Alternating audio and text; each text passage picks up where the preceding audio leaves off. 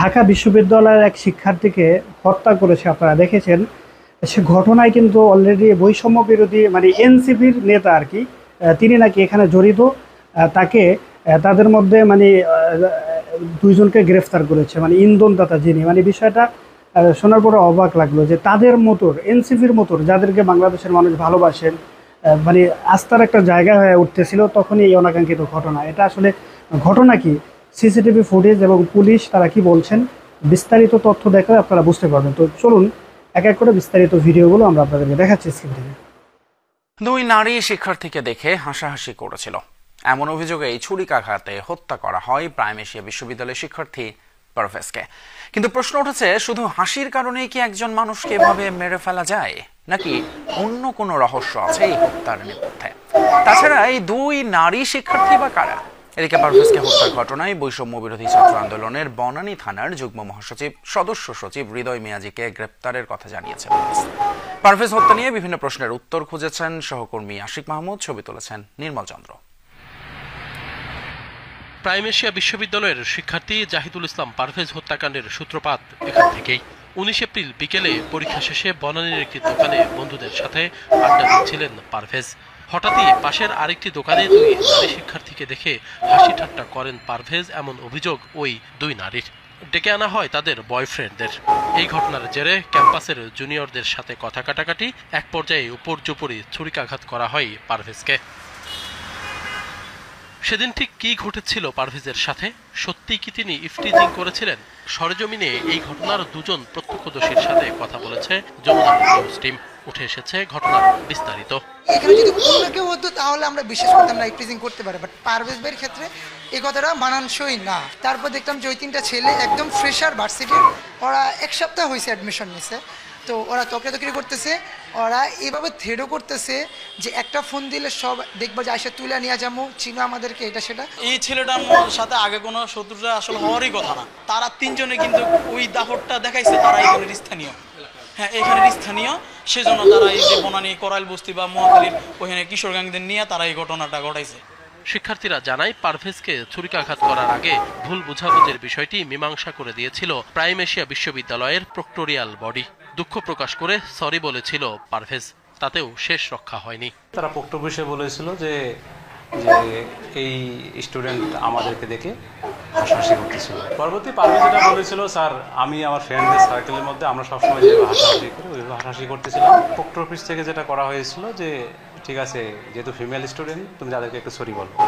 সে senior student, আর তিনজন student যারা ছিল আমাদের প্রাইম এশিয়া তারা ছিল জুনিয়র স্টুডেন্ট, তাদের সামনেই তাদেরকে সরি বলছে সে। বিষয়টা এখানে মীমাংসা হয়ে গিয়েছে, আসলে সেটেলড হয়ে গিয়েছিল। তো অনুসন্ধানকালে জানা গেছে ওই দুই নারী শিক্ষার্থী বনানীর ইউনিভার্সিটি অব স্কলার্সের শিক্ষার্থী। একজনের নাম ফাতেমা তাহসিন ঐশী, পড়েন বিবিএতে। অন্যজন ইংরেজি বিভাগের ফারিয়া হক টিনা। খোঁজ নিয়ে জানা যায় পারভেজ হত্যাকাণ্ডের পর থেকেই তারা ক্যাম্পাসে অনুপস্থিত, বন্ধ মোবাইল ফোনও। কোনো টেলিফোন ধরে না, টেলিফোন যায় না, টেলিফোন বিভিন্ন ধরনের করা হচ্ছে, কিন্তু তাদেরকে আপাতত এখনো ট্রেস করা যায় নাই, ক্যাম্পাসে অনুপস্থিত। ইতিমধ্যে পারভেজ হত্যায় জড়িত সন্দেহে ইউনিভার্সিটি অব স্কলার্স কর্তৃপক্ষ দুই নারী শিক্ষার্থীকেই সাময়িক বহিষ্কার করেছে। তদন্ত করে দোষীদের দৃষ্টান্তমূলক শাস্তির দাবি জানিয়েছেন তারা। যেহেতু বিষয়টা পুলিশের কাছে তদন্তাধীন, যতদিন পর্যন্ত তদন্ত শেষ না হয় ততদিন পর্যন্ত তাকে সাময়িক বরখাস্ত, সে উইল নট কাম, তারা আসবে না, ক্লাস নিবে না, কিছু করবে না, তাদেরকে কোনো ছাত্রত্ব তার থাকলো না আর কি। ওই দিনের সিসি ক্যামেরার ফুটেজ ঘেটে আরো কয়েকজনের নাম পরিচয় শনাক্ত করা হয়েছে। এর মধ্যে প্রাইম এশিয়া বিশ্ববিদ্যালয়ের ইংরেজি বিভাগের মাহাতির, নিয়াজ তুষার, এলএলবি বিভাগের পিয়াস, বিবিএর মিহনাজ অন্যতম। এদের সাথে হামলায় যুক্ত হয় স্থানীয় কয়েকজন যুবক। জানা গেছে পিয়াস ঐশীর বয়ফ্রেন্ড। এরা সবাই একসাথে বনানী বিদ্যানিকেতন। হ্যাঁ দর্শক, ইতিমধ্যে আপনারা আমাদের স্ক্রিন থেকে কিন্তু বিষয়টা দেখতে পেয়েছেন, তবে সর্বশেষ আরও একটা ভিডিও আছে। সর্বশেষ ভিডিওটা দেখলে আপনারা আরও স্পষ্টভাবে ঘটনার সাথে যারা জড়িত তাদেরকেও আপনারা কিন্তু বুঝতে পারবেন মূলত এই ঘটনার মূল হোতা কারা, কাদের ইন্ধনে এই ঘটনা ঘটেছে। তো সেই ভিডিও আমরা আপনাদেরকে দেখাচ্ছি সংক্ষেপে, চলুন। আমি হাসানাদের বলবো সাজিদ নাহিদের বলবো আচ্ছা আপনার কথা বলেন বন্যার মধ্যে যে 22 কোটি টাকা উঠছে 22 কোটি টাকা হিসাব আজ পর্যন্ত আপনারা দিতে পারছেন হ্যাঁ আওয়ামী লীগ আসবে সত্য প্রতিষ্ঠা করার জন্য নাগরিক পার্টি এটাকে নিষিদ্ধ ঘোষণা করা হয়েছে আলহামদুলিল্লাহ এই নামটা বাংলাদেশে একটা বিশুদ্ধ নাম হয়ে গেছে এই সমন্বয়ক নাগরিক পার্টির যারা আছে হাসানাত বলেন সাজিদ বলেন নাহিদ বলেন মাহফুজ বলেন এরা ইষ্টবিজে তারা বিভিন্ন মানুষের সাথে বেয়াদবি করছে প্রধান উপদেষ্টা যিনি আছেন ডক্টর ইউনূস সাহেব ওনাকে সাংবাদিকেরা জিজ্ঞাসা করেছে যে আওয়ামী লীগ একটি দল আছে জাতীয়বাদী দল কেন্দ্রীয় পর্যায়ের একটি দল সেই দলকে নির্বাচনে আনবেন কিনা ডক্টর ইউনূস সাহেব বাবাজি উনি নিষেধ করে নাই ওয়েলকাম আওয়ামী লীগ আসতে পারে হ্যাঁ আওয়ামী লীগ আসবে দুর্নীতিমুক্ত হয়ে আওয়ামী লীগ আসবে সত্যবাদী হয়ে আওয়ামী লীগ আসবে সত্য প্রতিষ্ঠা করার জন্য আমি কোনো দলীয় ভাবেও না কোনো কিছু না আওয়ামী লীগ নির্বাচন করব বিএনপি করব জামাত করব হেফাজত করব চরমনাই করব আহলে সুন্নাত ওয়াল জামায়াত করব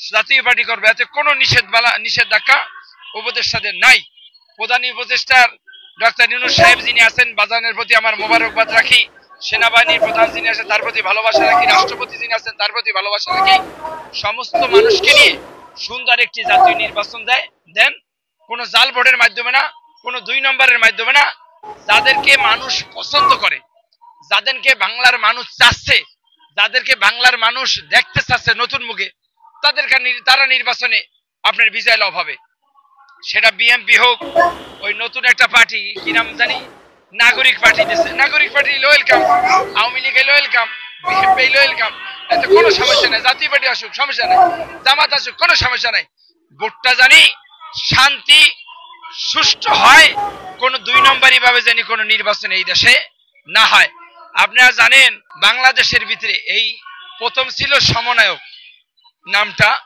এটাকে নিষিদ্ধ ঘোষণা করা হয়েছে আলহামদুলিল্লাহ এটাকে নিষিদ্ধ ঘোষণা করা হয়েছে আলহামদুলিল্লাহ শুকরিয়া মালিকের প্রতি এই নামটা বাংলাদেশে একটা বিশুদ্ধ নাম হয়ে গেছে এখন আবার নতুন করে দেওয়া হয়েছে নাগরিক পার্টি এই নাগরিক পার্টির আমাদের নাহিদ আমার ছোট মানুষ নাহিদ আসল বাবা তুমি নির্বাচনের যে রাজনীতির একটা পলিটিক্স সেই ব্রেন সেই বুদ্ধি তোমার নাই আল্লাহর হস্তে আওয়ামী লীগের কাছ থেকে আর বিএনপির কাছ থেকে কিছু বুদ্ধি নিয়ে তারপর চলাফেরা কইরো তুমি যদি রাজনীতি পলিটিক্সই বুঝতা নাহিদের উদ্দেশ্য করে বলবো হ্যাঁ আমি তোমার বিপক্ষে কথা বলতেছি না তুমি কিন্তু রাজনীতি বুঝো না সারজিদ রাজনীতি বোঝেন আন্তাজি চিল্লায় হাসানাত এটি আন্তাজি ভ্যার প্যাক করে চিল্লে কোনোদিন মার্কেট পাওয়া যায় না আমি হাসানাদের বলবো সাজিদ নাহিদের বলবো আচ্ছা আপনার কথা বলেন তো কথা বিশ্বে কথা আছে বন্যার মধ্যে যে 22 কোটি টাকা উঠছে 22 কোটি টাকা হিসাব আজ পর্যন্ত আপনারা দিতে পারছেন এই যে নাহিদ সাহেব আপনি দল গঠন করলেন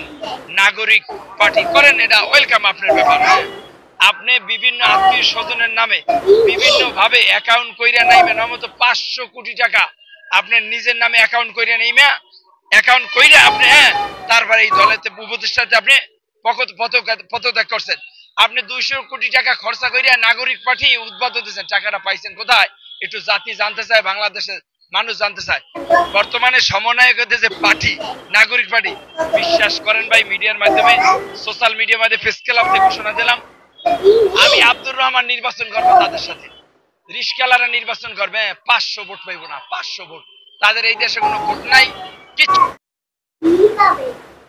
দর্শক আপনারা দেখতে পেয়েছেন সব মিলিয়ে আজকের ভিডিও এ পর্যন্তই ছিল ভালো থাকবেন অন্য কোনো ভিডিওতে আবার দেখা হবে আপনাদের সাথে আসসালামু আলাইকুম